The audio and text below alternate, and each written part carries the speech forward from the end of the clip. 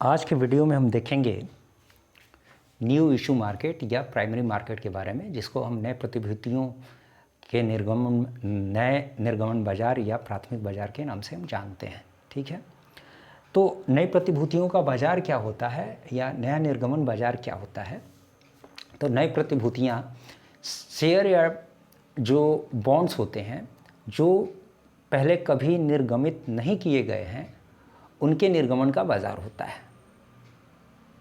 ठीक है, जो नया निर्गमन बाज़ार होता है वो क्या होता है, तो नई प्रतिभूतियाँ शेयर्स या बॉन्ड्स जिन्हें पहले कभी निर्गमित नहीं किया गया है, उनके निर्गमन का ये बाज़ार होता है।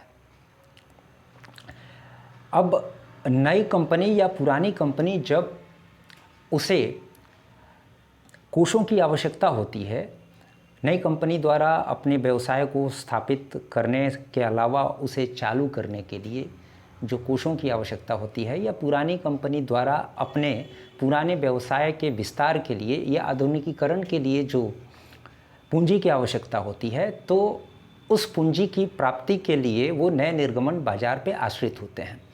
नए निर्गमन बाज़ार के द्वारा नए निर्गमन बाज़ार का मुख्य कार्य क्या होता है, निवेशकों से कोषों को उद्योग तक हस्तांतरित करना, ये उनका कार्य होता है।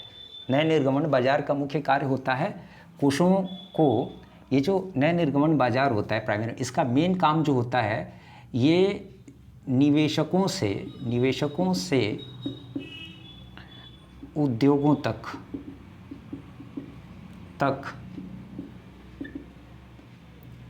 कोषों का प्रवाह,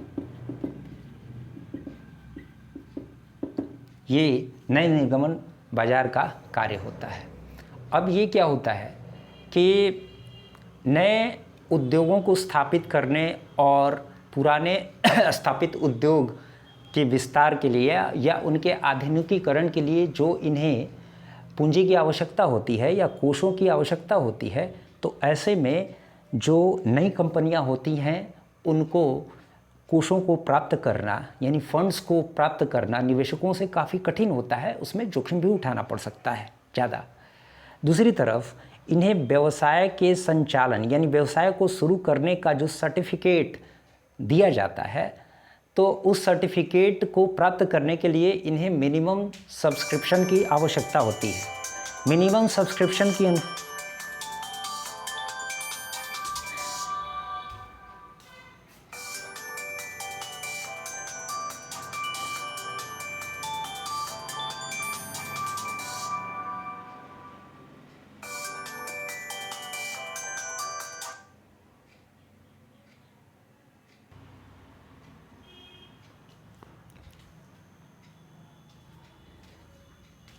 मिनिमम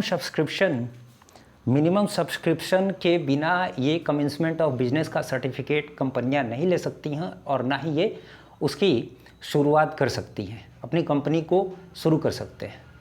तो इसीलिए ऐसे में इनको यानी नई कंपनियों को मध्यस्थों के माध्यम से ही पूंजी इकट्ठा करना ज़्यादा आसान होता है, यानी यही एकमात्र उनके पास विकल्प होता है कि चूँकि मध्यस्थों का निवेशकों तक पहुंच होता है और निवेशकों की विश्वसनीयता, निवेशकों की मध्यस्थों पे विश्वसनीयता होने के कारण निवेशकों के द्वारा सुझाए गए प्रतिभूतियों में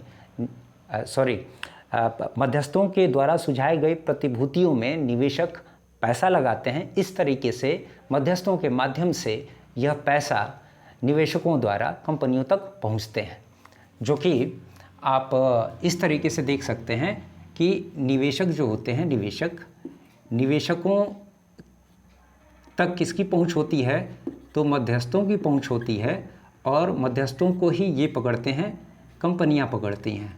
ठीक है, तो कंपनियां मध्यस्थों को पकड़ती हैं और निवेशकों तक ये आते हैं और निवेशकों से जो है कोषों का प्रवाह मध्यस्थों से होते हुए कंपनी तक जाता है।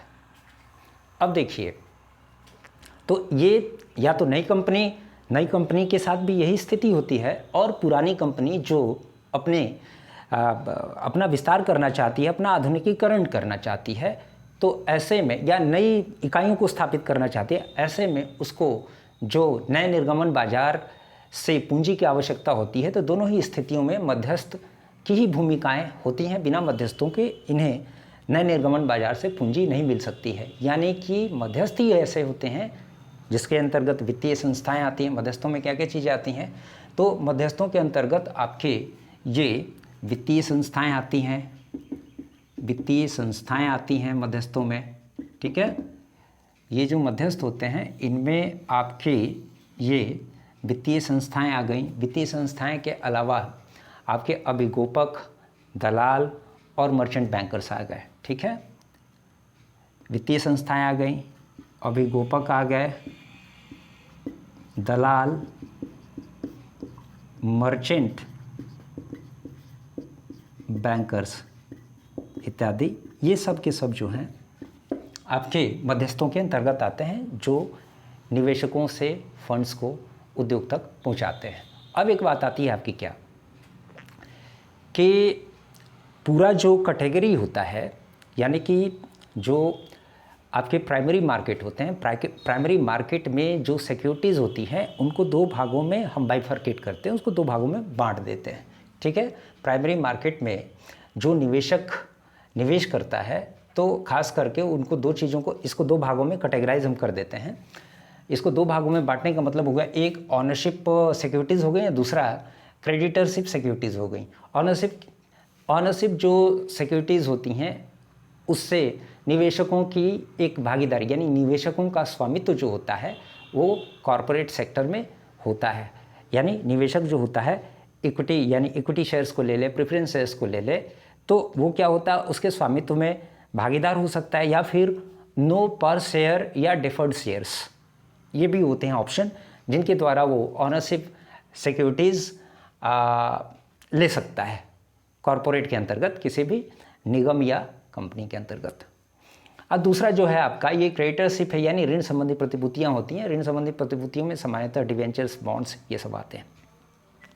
अब यहाँ पे ये बात समझने वाली है, इक्विटी शेयर्स के बारे में हम जानते हैं। इक्विटी शेयर्स क्या होते हैं, इक्विटी शेयर्स, प्रेफरेंस शेयर्स। अब यहाँ जो नो पार शेयर्स हैं, नो पार शेयर्स क्या होते हैं, तो नो पार शेयर्स का मतलब होता है जिस मूल्य पर प्रतिभूतियों को इशू किया जाता है उसको तो हम पार वैल्यू कहते हैं, ठीक है। पहले इशू ऑफ शेयर्स आपने सुना होगा या जाना होगा। इशू ऑफ शेयर्स जो होते हैं, इशू ऑफ शेयर्स एट पर होता है, ठीक है।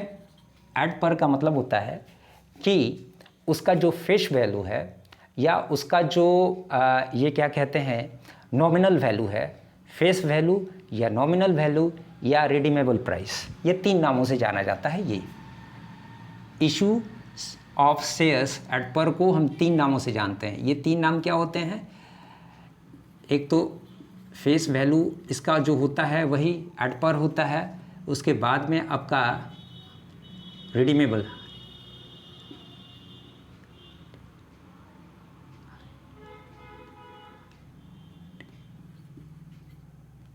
ये देखिए थोड़ा सा इसको कह सकते हैं, इसको हिंदी में क्या कहते हैं,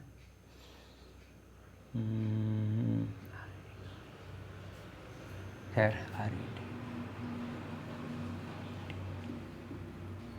रिडीमेबल और फेस वैल्यू, रिडीमेबल वैल्यू, और एक इसको नाम से जानते हैं हम क्या, नॉमिनल वैल्यू के नाम से इसको हम जानते हैं, नॉमिनल वैल्यू के नाम से जानते हैं। यही इशू ऑफ शेयर्स एट पर की जब बात आती है तब ये होता है। लेकिन जब ये नो पर शेयर होता है, नो पर शेयर का मतलब होता है कि इसका फेस वैल्यू भी नहीं होता है, रिडीमेबल वैल्यू भी नहीं होता है, और नॉमिनल वैल्यू भी नहीं होता है, ठीक है। तो ऐसे जो शेयर्स होते हैं नो एट पर, उसमें क्या होता है कि इसमें does not have redeemable price होता है, यानी इसमें बाई बैक का भी सिस्टम नहीं होता है। देखिए ये रिडीमेबल वैल्यू को हम लोग कह सकते हैं बाई बैक। बाई बैक मतलब कि शेयर्स को बेचने के बाद में कंपनियां जो हैं जिस मूल्य पर शेयर्स को इशू करती हैं, प्रायः उसी मूल्य पर उसे खरीदते भी हैं, खरीदने का ऑप्शन भी आगे चल के देती हैं। वही बाई बैक शेयर्स होता है जिसको एट पर कहा जाता है। रिडीमेबल का मतलब यही होता है बाई बैक, यानी कि आवश्यकता पड़ने पर कंपनियां जो होती हैं वो जो उसकी एक नॉमिनल वैल्यू होती है उसी वैल्यू पे अपने उस शेयर्स को खरीद भी लेती हैं, बाई बैक। तो ये जो नो पर शेयर्स में जो होता है, कंपनी उन शेयर्स को नहीं, बाई बैक सिस्टम नहीं होता है इसमें, ठीक है।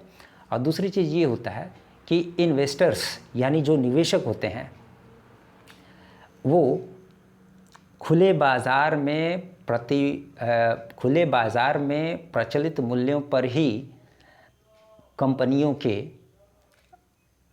शेयर्स का भुगतान करते हैं। इसमें ना फेस वैल्यू से मतलब है, ना रिडीमेबल वैल्यू से मतलब है, और ना ही नॉमिनल वैल्यू से मतलब है। बाईबैक का इसमें ऑप्शन नहीं होता है, इसीलिए निवेशक जो होता है वो ओपन मार्केट में जो स्टॉक्स का वैल्यू पे करना होता है उसे के हिसाब से वो उसका पे करते हैं। डेफर्ड शेयर्स क्या होते हैं?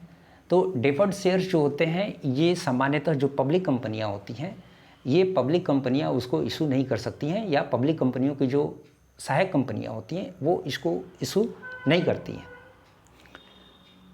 तो अदर जो कंपनियां होती हैं, तो वो डेफर्ड शेयर्स जो होते हैं कंपनी के फाउंडर्स को इशू किया जाता है, कंपनी के फाउंडर्स को या प्रोमोटर्स को इशू किया जाता है, और इन शेयर्स का बहुत ही कम मूल्य होता है, और इन मूल्यों के द्वारा उस फाउंडर का वोटिंग राइट बनता है, ठीक है। यानी उसका जो अधिकार होता है उन शेयर्स पे, चूँकि बहुत काफ़ी कम मूल्य के होते हैं, कम मूल्य के होने की वजह से ज़्यादा मात्रा के शेयर्स हो जाते हैं, तो ज़्यादा मात्रा के शेयर्स उन व्यक्तियों के पास या उनके फाउंडर्स के पास होने की वजह से उनका वोटिंग राइट हो जाता है। एक तरह से कंपनी का नियंत्रण कंपनी के हाथों में रहता है। तो इस तरीके से जो ऑनरशिप सिक्योरिटीज़ होती हैं, स्वामित्व वाली प्रतिभूतियाँ होती हैं, इनकी कैटेगरीज जो हो गई, equity shares, preference shares, no par shares और डेफर्ड शेयर्स हो गए। और एक आपको बात आती है किसकी? तो एक बात आती है क्रेडिटरशिप सिक्योरिटीज़ के बारे में, यानी ऋण संबंधी प्रतिभूतियों के बारे में। ऋण संबंधी प्रतिभूतियों में आप डिवेंचर्स जानते हैं, इसका मेन सोर्स होता है। डिवेंचर्स इशू करती हैं, डिवेंचर्स के माध्यम से, ऋण संबंधी प्रतिभूतियों के माध्यम से वो अपना बोरोड कैपिटल यानी उधार की पूंजी की व्यवस्था करती हैं।